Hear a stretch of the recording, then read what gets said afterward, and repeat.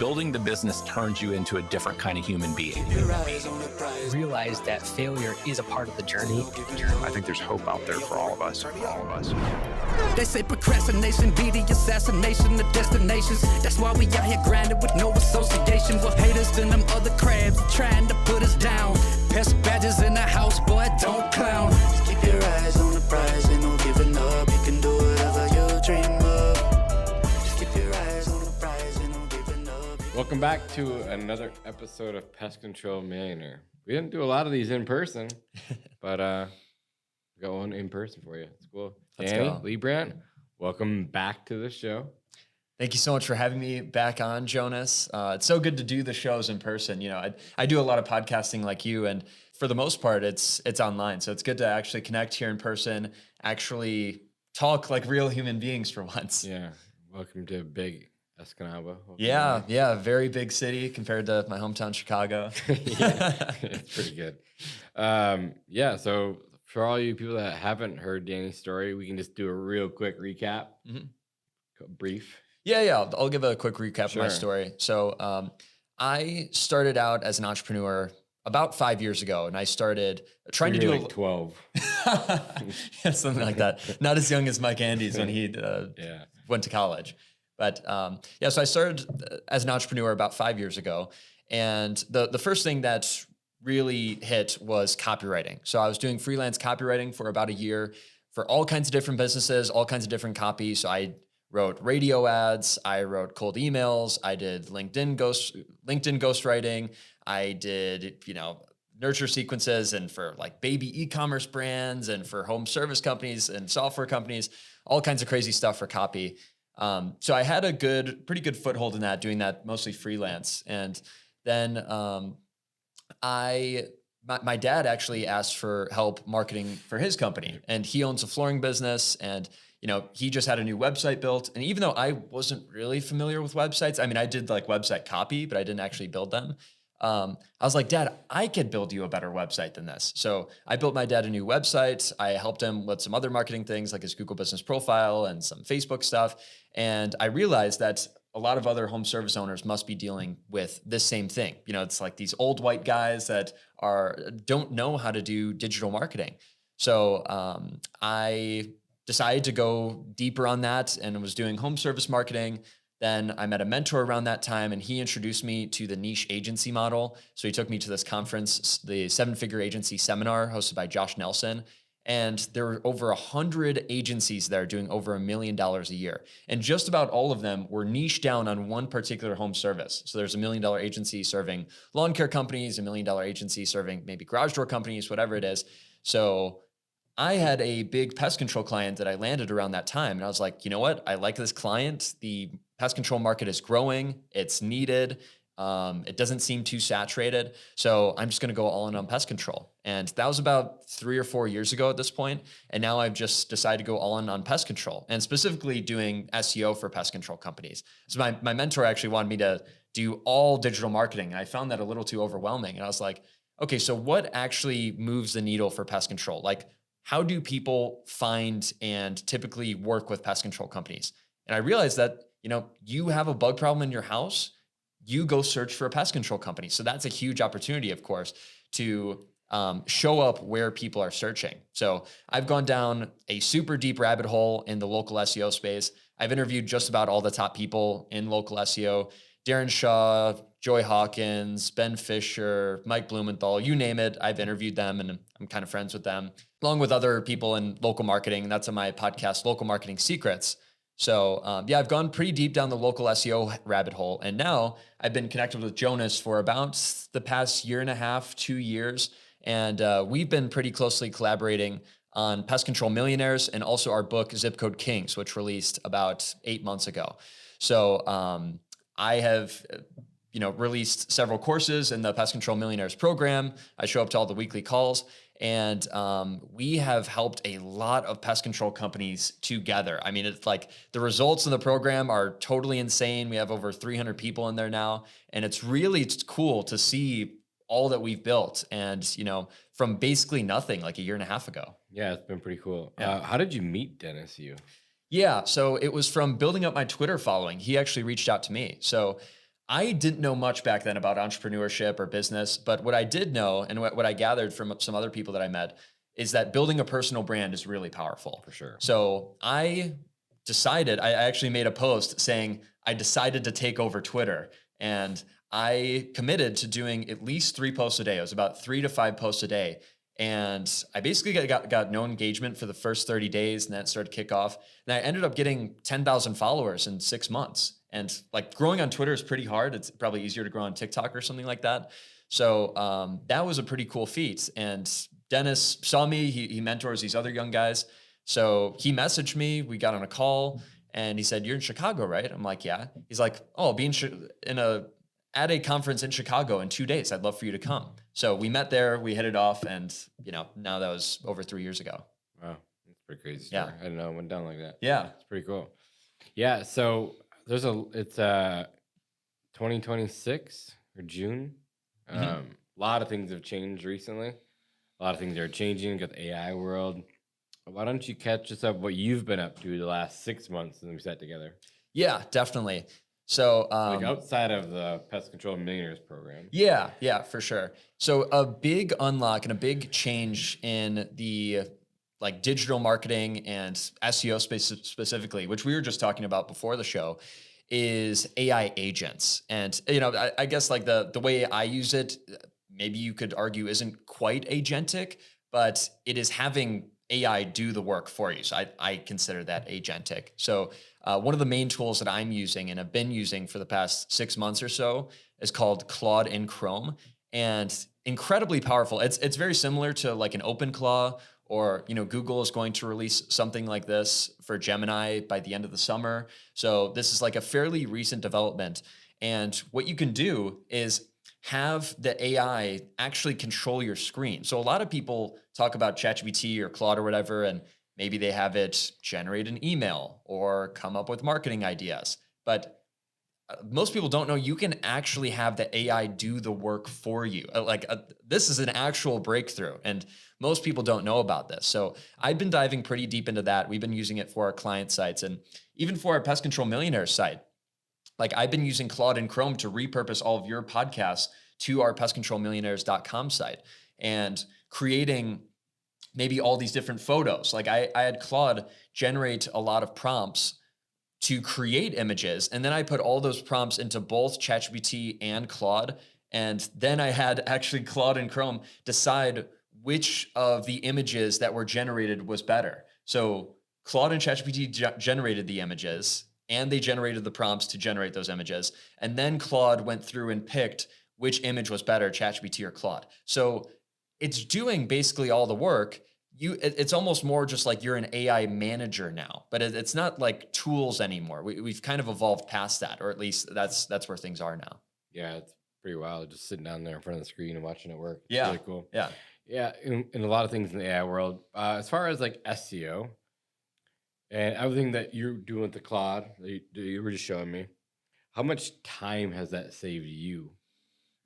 A lot. Well, part of it is that I don't have to hire nearly as many employees now. Yeah. And like one way to think about it is like virtual assistants were the hot topic for a while. Like anything basic you have to do, anything monotonous, anything that takes a while. Data entry.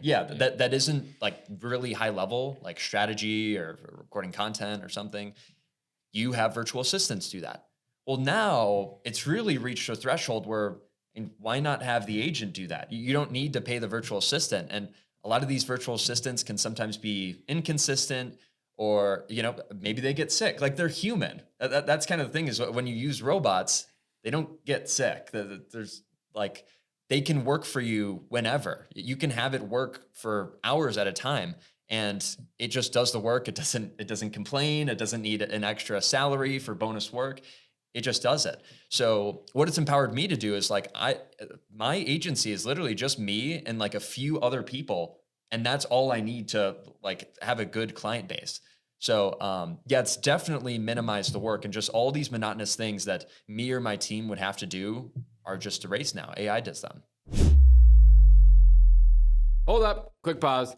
If you're on a pest control company or fertilization weed control company, you're not in our Facebook group, you're choosing the harder path. Every operator that's in there is skipping years of mistakes because people are actually sharing what's working right now. So stop trying to brute force your way through growth alone. Search Pest Control Millionaires on Facebook or click the link below. And now let's get back to it. Talk us a little bit about the pictures thing, and then I'll have a follow-up question. Yeah, definitely. And how can PCOs use that? Yeah, but that's my follow-up question. It's like, okay, well, it's really cool. Like you talked about, like older white guys, like not very like in front of things, but now like with Claude, like they're not gonna know how to use it.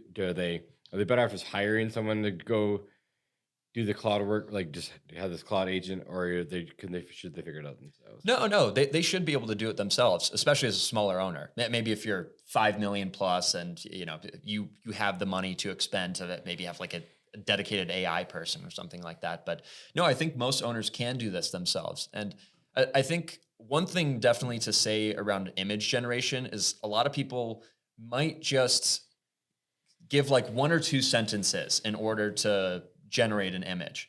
Whereas actually the best way to generate images is to have it create the prompt for you. So, and you kind of collaborate on making that prompt. So it could be like, so I'll bring back to the example of our Pest Control Millionaire site. So for anyone that wants to see like a good AI generated image, you could go to our Pest Control Millionaire site, pestcontrolmillionaires.com, and then you can go to one of the drop-down menus. It should be under free guides.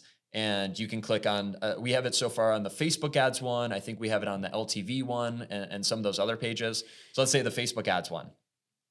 I had Claude and Chrome go through all the copy on the page, which you could just use Claude, not Claude and Chrome. You could have Claude go through all the copy on the page and say, okay, now find where it would make sense to generate an image on this page. And, maybe find 5 different images we can make for this page and then generate prompts for those images. Because some of these images and some of these prompts are incredibly complex. It would be a full paragraph to generate an image, maybe like 8 sentences. And it would say like, oh, make sure to use these specific colors and use this specific kind of chart and use these specific numbers and the bottom right and that kind of thing. You don't want to do that, and you don't want to do that manually. So you have the AI create the prompt for you, and you could also just work back and forth with that. So maybe you could say, because I think like maybe a more tactical example could be making something like a Facebook ad creative. Yeah, you we could were talking about that this morning. Yeah. So you could potentially go into Claude, and by the way, image generation is very new to Claude, but they do a very good job. But still, like I mentioned earlier, I like doing it in Claude and ChatGPT, and then you can compare the two because sometimes, I mean, there's always going to be one that's better. So you can just choose. But I found that they're pretty equal. They're fairly equal. I've also tried image generation on Grok and Gemini, and I found that they're not as good at image generation, at least for the kind of more like charts that I was trying to generate. But when you want to make sure that the text and numbers on the page are right, sometimes Gemini and Grok still won't get those. So it looks like Claude and ChatGPT are the best at that. So if you wanted to make a Facebook ad creative, you could go into Claude and say, hey, I want to make a Facebook ad for our new offer. We're going to do a $47 off, first mosquito treatment. And, we want it to be engaging. We want it to be eye-catching. And maybe you could even give an example. So like I was mentioning this idea earlier today, like we have a really good mosquito ad with that same kind of offer that we just give people in our program. But people could take that image, put it into ChatGPT, and maybe now instead of $47 off, it's $97 off. Or maybe they can test a different color, or maybe they can add their branding to it, all those kinds of different things. So if you have already a good base to work off of, like all the creatives that we provide in the program, then you can just put that into ChatGPT and edit it however you want. And previously to do image editing, you'd have to put it into Canva or something like that, and you would have to edit it. But now, like I said, the AI can just edit the images for you. So a lot of the workflow has been streamlined. Yeah, it's awesome. And I use it. I mean, I showed you 30 pictures this morning. And Yeah. they're all AI generated for Facebook ads. Okay, so let's just say they're PCO, right? They don't run their own marketing. How else could they use Claude? Yes. So we also talked about this earlier, and I think this would be really cool.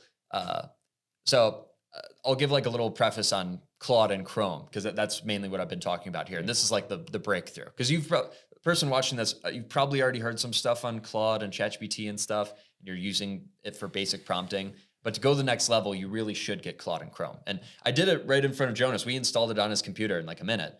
All you have to do is go to a Chrome browser, and then you search up Claude and Chrome. Then you install the plugin, and then you'll want to go to your plugins and click the pin icon, so it's there whenever you want to use it. And then you can go on any browser, anywhere you want. So let's say you search up your website, like we went on yours, pestbadger.com. And we have the site up, and then you click the Chrome extension, you click Claude and Chrome, and it will show up a side browser. And now you can chat with it on the side, and now it can see your screen. So you can say something like, kind of the typical one I like to do when I maybe just do like a basic audit on client sites or prospect sites, is I can say, do a deep audit of this site and find the biggest issues and opportunities. I always use the two, like biggest issues, what are the biggest things that are wrong, but also the biggest opportunities. Like, we're doing pretty good on this, but if we could just do a little bit better, we'd be really good. So find the biggest issues and opportunities, and then report back to me on what you find. And then additionally, you could say, and put that report and put that into a Google Doc, because it can do that too. It can just create a new tab like I showed you, and it can put like a 5-page report in a Google Doc, and it'll structure it properly, have like the right heading structure and everything.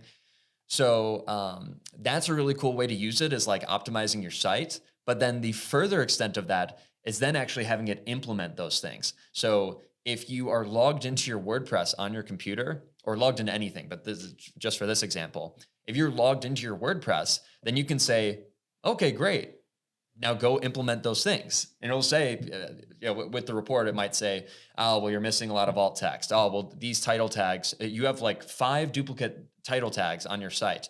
And actually some of your key pages are blocked from search crawlers, like those kinds of things that are really imminent.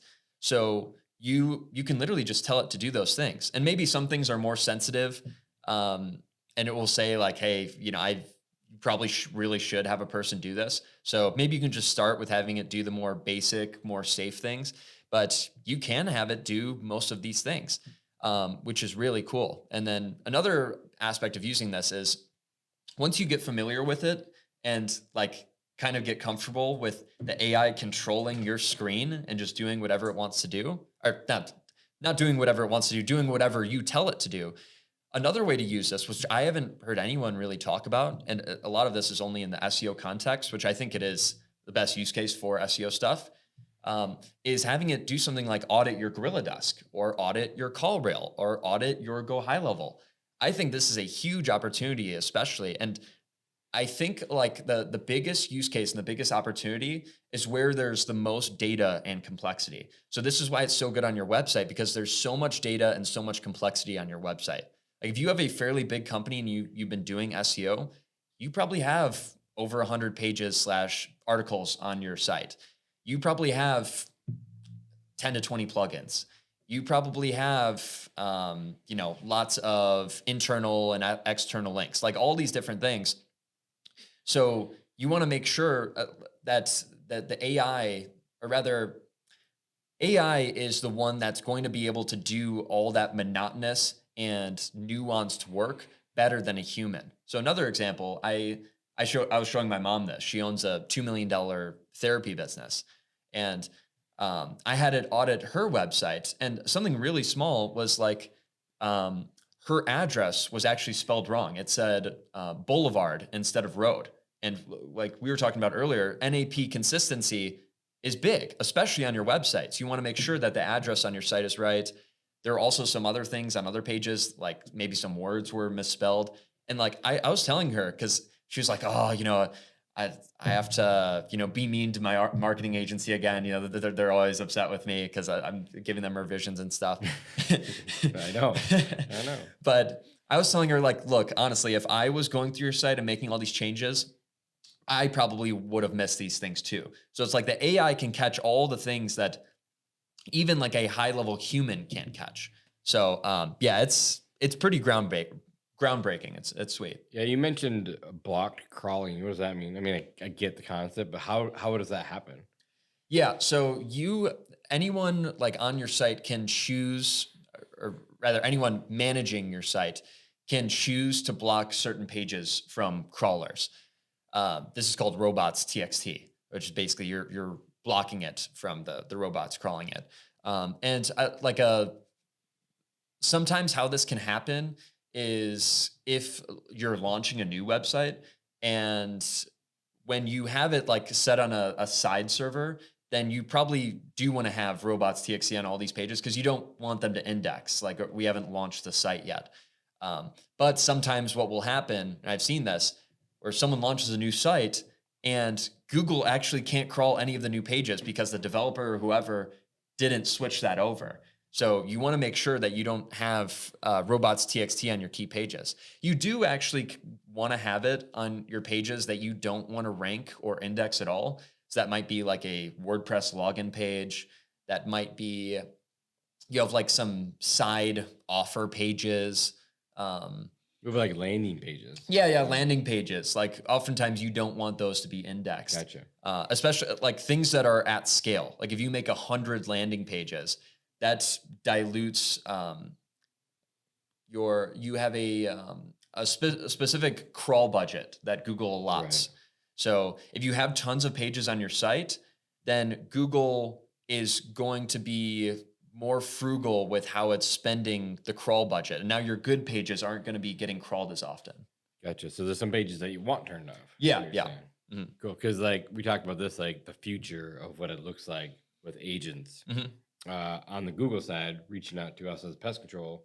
And it's not going to be like the customer reaching out to us. It's going to be more of like the crawl agents searching through ChatGPT or Claude, searching for us. They're going to go index our site. They're going to give all the information back to the customer. What do you see coming down the pipeline?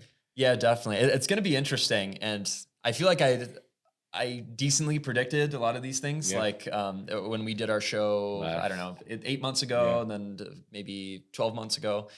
So yeah, the future of search, which is really fascinating. Of course, I can't predict it exactly, but what I think it will be, first off, voice search versus text. Like you saw me prompting Claude, doing all these different things. I do voice search for everything. And this is especially prevalent in the young generation. I forget the exact stat, but there's some stat like young, how young? Gen Alpha, which is below Gen Z. I think that's people below 16 years old, maybe something like that, 16, 17. That I think 80 to 90% of them prefer and use voice search and voice text versus actually writing things out on a keyboard. So I think that's going to be a huge thing, especially prevalent for the new generation and just even people adapting it now. So it will be some kind of voice, and then definitely with your phone, but maybe also with glasses. So you're just talking to it. And you could even consider, I think OpenAI, which controls ChatGPT, has considered giving people like a necklace. And it's basically a necklace that just listens to you all the time. So I could see something almost the equivalent of like an Alexa, but something that's probably on you, that's listening all the time. If you want to turn that on, which that might sound like scary to the people listening, but most of the time it's your phone's listening. Yeah. But I think a good amount of people in Gen Z and Gen Alpha would be like, yeah, I do want it to like listen to me, be able to listen to me all the time. The same way you have an Alexa, it's sitting there, but you say, hey, Alexa, turn on this good song. It's more convenient versus having to go and turn on the Alexa or whatever you want to do. So I think that might just be your phone. That might be a necklace. Could also very well be glasses. I'm hesitant on glasses. Glasses seem like they're still not here. Mark Zuckerberg has been all in on glasses for about the past 10 years. And it's kind of unclear who's going to win the glasses race. There's Meta glasses, there's Google Glass, and there's Apple has been kind of silent about theirs, but they're going to release glasses too. And then probably a few other companies, but it seems like those are kind of the top three contenders. So they're still kind of minimizing it, making it as wearable and like it doesn't look awkward or anything, which the Meta ones actually look solid. That's what I use, Yeah. So I can see that where many more people are wearing glasses. With Ray-Bans, so yeah. No, they're partnered with Ray-Bans, and I think maybe Oakley or another big one. But I haven't used the Oakley ones. I heard they're cool though. Oh, okay. Yeah. So I can see that in the future for sure. That probably won't be the older generation wearing those, but more so the younger generation. And people will talk to their glasses, and there will be like a user interface, let's say, where they're walking around their house. And maybe even the person doesn't detect it, but the glasses do. And the glasses are like, can you go closer to the corner of your house there? I think I see something. Like, okay. You go closer to it, it's like, oh, that is definitely, I don't know, this kind of dangerous bug. Like, you want me to call pest control for you? And then you say yes. And then it calls. So that's all it is. And do you think it'll be asking Claude, ChatGPT, or do you think it'll be Google or Meta platform using their AI, and then they're gonna go index websites and they're gonna give the information back to the customer? Yeah, I guess it depends on the platform, and like another element of this too, which is like the further extent, is robots. Right. And when people have in-home in-home robots, like an Optimus robot, let's say that Elon's making. Well, obviously Elon's gonna have his own Grok platform in the Optimus robots. Mm-hmm. So, and it could be that same kind of thing, but just even further. I'd rather talk about glasses rather than robots, because robots aren't here yet. Glasses are very close to being here. Robots, I don't know. Elon says that we'll have 100 million robots in the next 5 years. So that's coming, but not quite yet. And that would love Elon, huge Elon fan. But he's never hit his mark ever. So I feel like it's coming for sure. 5 years, probably not. We can be wrong. He's probably more accurate than we are, but he's never misses. Yeah. He never hits his timelines ever. So maybe it's 10, maybe 7, 15. 10. Yeah. But I mean, they've been coming out with lawnmower robots for 15 years, 20 years, and it's still not here yet, which is like the most simple thing to do. Yeah. So it seems like a very simple thing to do. So yeah, one aspect to make sure that I hit on that, and I definitely talked about this in our last podcast, is like, well, if the AI agent, wherever it's searching, whatever AI platform, like, how is it choosing the right company? How is it choosing the company? If it just says, oh, I saw a bug, you want me to call a pest control company, and you say yes, and then they call them, well, who are they going to call? How does that get chosen? And I think a big part of that that is understated and something you can control is personalization. So I talked about this on one of our weekly group calls recently. And that is that, if you want to attract premium customers, and in this, further down scenario, someone's AI agent just calls or searches up companies for the customer, and they are a premium customer, then likely, and they buy all these premium things that their agent can see all of their transactions, like, oh, they get the $2,000 sofa, not the $200 one. They work with an HVAC company that they preferred to pay $15,000 versus this, whatever. Like, they always do the most expensive thing. So then throughout your marketing, you need to make sure that you are positioning yourself as premium. So everywhere you show up online, that's your Google Business Profile, your website, your Yelp page, also your reviews. That's actually a big thing that we can touch on, like review text mattering a lot more recently. Everywhere across the internet, you should be known for the kind of customer that you want to attract. So maybe, I don't know, there's another archetype where it's kind of like the older retired person that really wants someone who's professional. Like they want professionalism above all. And maybe your whole team has been teching for 10 years and they're like wildlife specialists and, advanced entomologists, all of this. Then you should display that all over your site and all across the internet. And if you do that properly, then the AI to that person who likes professionalism will say, oh, well, this person shows clearly they have 5 entomologists that are, beyond certified, whatever. And, this is why you should choose them. So I think that personalization there will be key. Yeah. And I think the other side of this whole thing is like, who is it going to pick? Well, as you can see already, they're all coming out with their own ad platforms already. Mm-hmm. So like ChatGPT just launched their ad platforms. Yeah. So spending money on ChatGPT. When they ask ChatGPT, if you're not spending money on ChatGPT, or you are spending money on ChatGPT, you are marketing on there, you are paying them, you're probably going to be one of the first ones to show up, right? And I think, so it's going to take all the information, index all the information from the website still, but if you're still on their ad platform and you're spending money, it's going to go to you first. So for PCOs that aren't doing ChatGPT ads yet, start looking into it. And I think Claude will have theirs. And I think that Gemini will have theirs. And so like if they're on Gemini or Google, like people search on Google, Gemini will give them those ones who are spending the most money.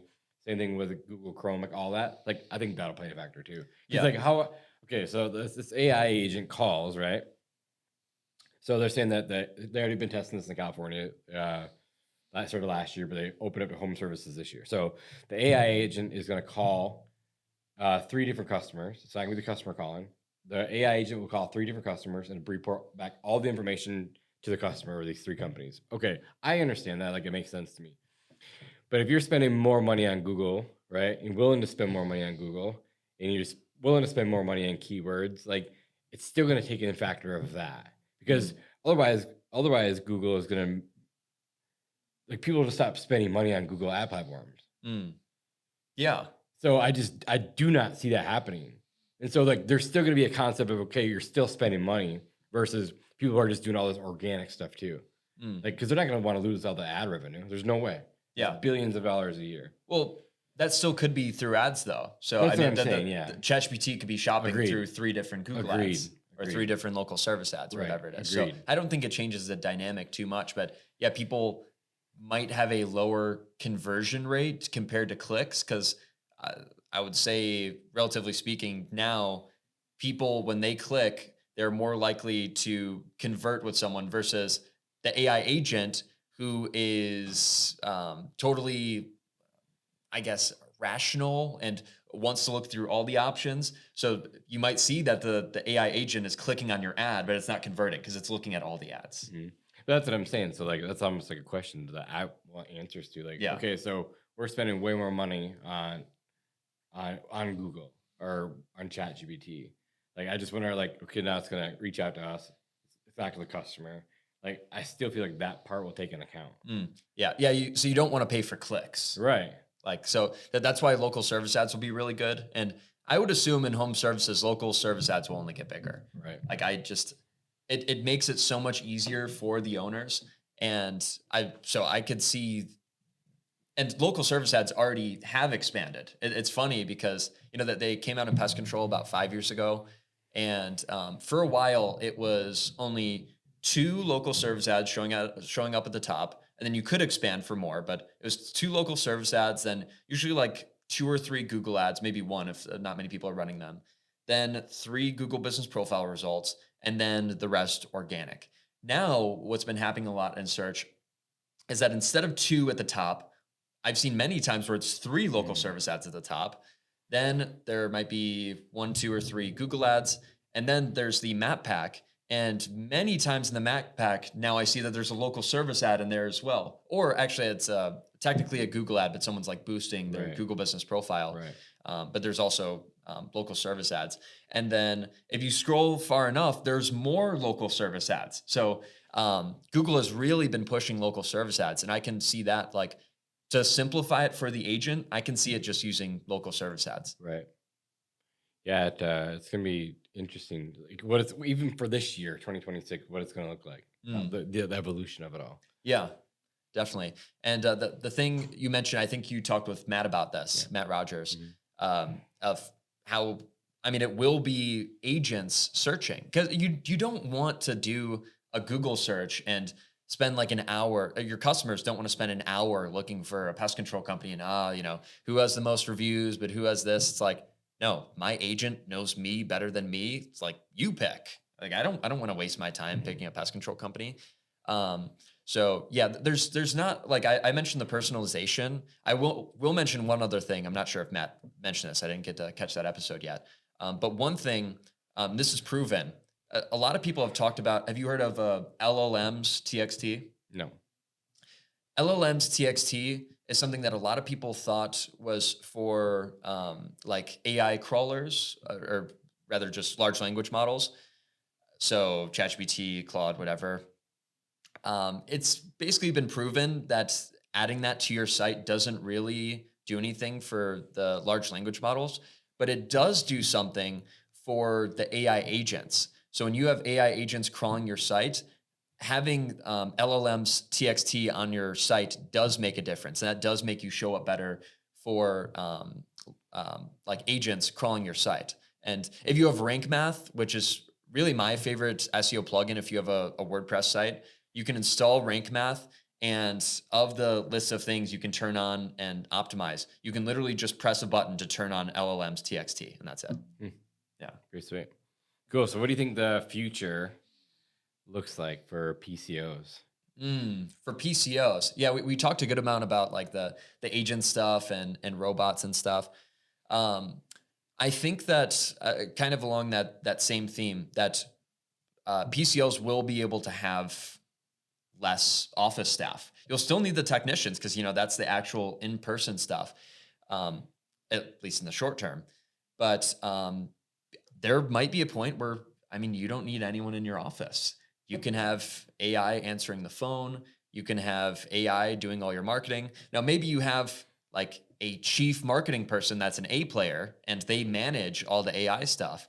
But I think people having like huge office staffs, or even like I mentioned earlier, having the virtual assistants, like you can kind of get rid of that now. You can just have AI do it, which, you know, people will argue as to whether it's really there for call answering or like, especially for outbound. I was talking with Jake about this.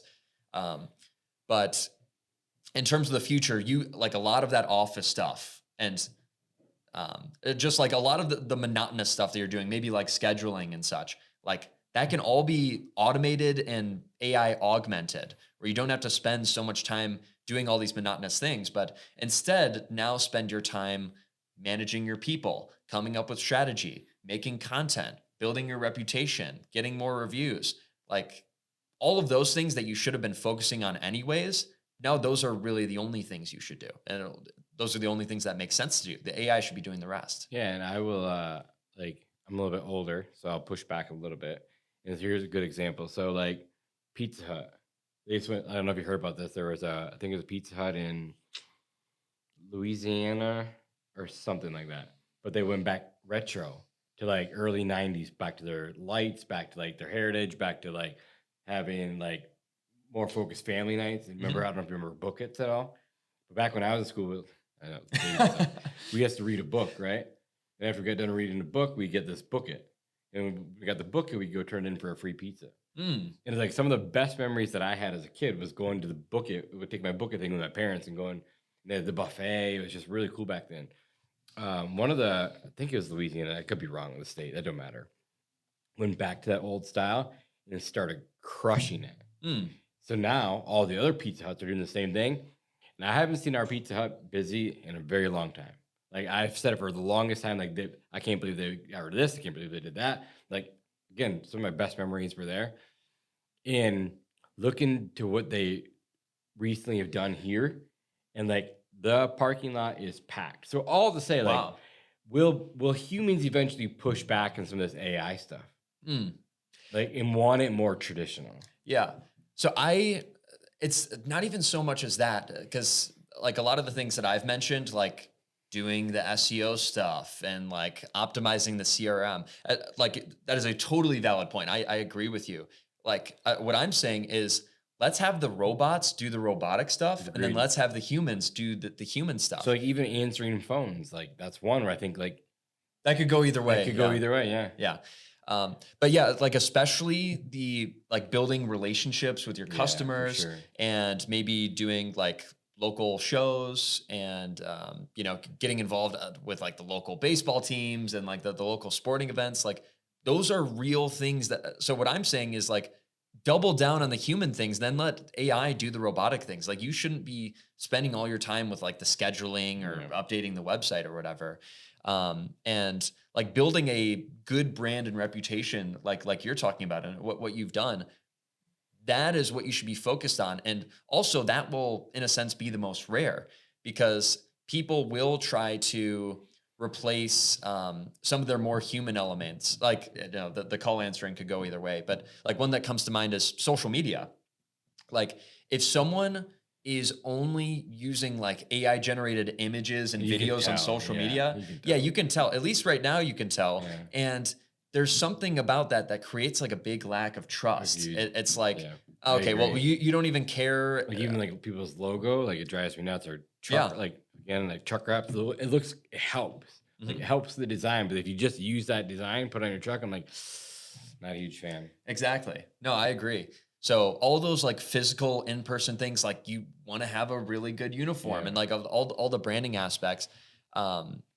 So yeah, like the social media one, I think that has actually hurt a lot of reputations in the space. And even with like posting on social media, like I use it. Like I'm not denying that I don't use it, but I correct it. And like I make it look like, which I did. I wrote it myself, but I take out all the M dashes. I take out all the recurring words that just show up all the time in everyone's posts. Like when I see it, I know right away that's AI. Like it drives me crazy. Yeah. Do you feel the same way? Oh yeah, I totally do. And I can usually recognize right away when someone's like we were talking about it this morning when we were talking about Facebook ads. Like you kept saying the same word over and over again. Yeah, take those out. Like it's just recreating those same words over and over again. I can't stand that. And you can avoid that a little bit. Like I was saying, you know, for copywriting, for anyone listening, like if you're using ChatGPT, well, no, you should use Claude instead of ChatGPT for copywriting. Like I've talked to Ken Moskowitz, who's one of the top people in all of advertising. He says that you should use Claude. My mentor is a really big name in marketing and advertising. He says use Claude. I like a lot of these people. And me, myself, I've witnessed the difference of maybe just generating titles for YouTube videos or, you know, descriptions, whatever it is. Like, yeah, Claude is better. It just sounds more real, more human. Like something about ChatGPT, it always sounds robotic. It does. And like you said, you should say something like remove the M dashes. So what I say on just about every prompt related to copy, I say no M dashes or any other AI tells. Right. Because M dashes is like the main culprit. For real. But there are plenty of other AI tells where it'll use certain terms. Can't think of one off the top of my head, but like there are certain terms that like are exactly, AI. Exactly. Yeah. But what you can do, I will say, is I do still like using something like Claude for website content. Like social media, that's a much more like much more condensed copy. So something like a YouTube title. Like a YouTube title, you only get a little bit of writing and people really trust it. So if you don't have a good title there, you are screwed. Right, I agree. But something you can do, and like what we've done is we might record videos. Actually, this podcast here will get repurposed into an article on our site. So we will take the transcript from this podcast and then we will put it into Claude and using our custom prompt to make sure that it sounds real and it is, you know, like the highlights of the show. Like in a sense, Claude can actually give a better consensus of the highlights of this show than we can. So that's like a good way I like using it is repurposing video into articles and website content. Love it. Mm-hmm.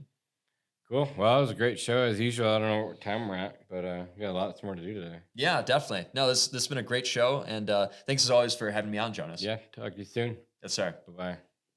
Hey guys, thanks for listening to another episode of Pest Control Millionaire. We don't charge any money for the show, but the podcast isn't free. Please like and subscribe and give us a 5-star review in your favorite podcast app. This makes a huge difference for us. If you have any specific questions about your business or your personal life that you'd like answered by me or any of my podcast guests, please send an email to info@pestcontrolmillionaire.com. And if you want to get in touch with me about our marketing class, we do a live version every Thursday night. Check out our website at pestcontrolmillionaires.com. Thank you guys for listening. I'll see you guys in the next one.